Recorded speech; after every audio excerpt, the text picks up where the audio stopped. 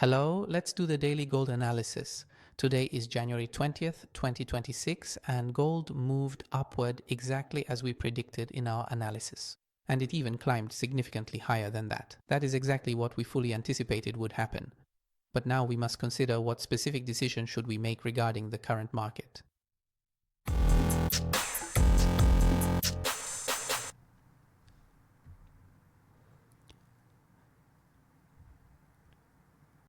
Well, on the daily time frame, what a remarkably strange and highly unusual move we saw from the gold market prices today.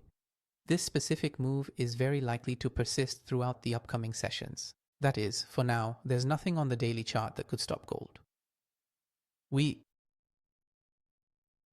can see we had a triangle pattern that we broke to the upside, and naturally, we can expect a move that is equivalent in size to the flagpole of that triangle, which from this area, you could say, in a way we can expect from this area. If we want to consider just this, we can set the minimum price from here, if we want to take it into account.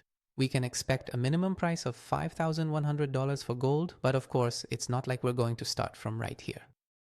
To go long in the market and wait for a further price increase. No, this is the daily time frame. We need to move to a shorter time frame and try to do our own analysis and trades there.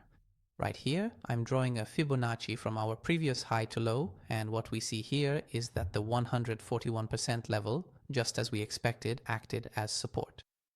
Now, our next support could be the 161% Fibonacci level, meaning this area, this could serve as support for us, for a price increase.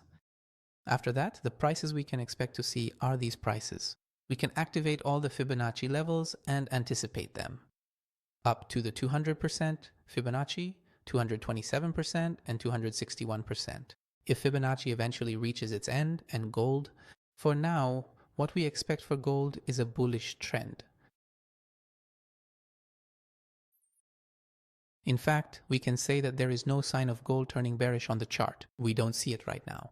Unless, for example, we see this support level break, or we see the supports breaking, and with a sharp move, gold wants to break down. Then that's when we decide that yes, the market is turning bearish. But overall, the nature of gold is bullish. So what do we expect? We can take long positions on gold in these areas. In this area, if it breaks down here, then we can just keep this area in mind, though I doubt it will reach here. What I personally expect is for gold to come down to this area.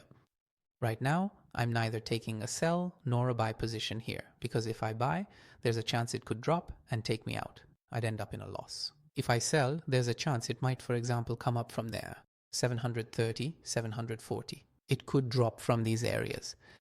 That's why I'm not making any moves here. That's also why it's very clear and obvious that if you look at the volume, if you enable it,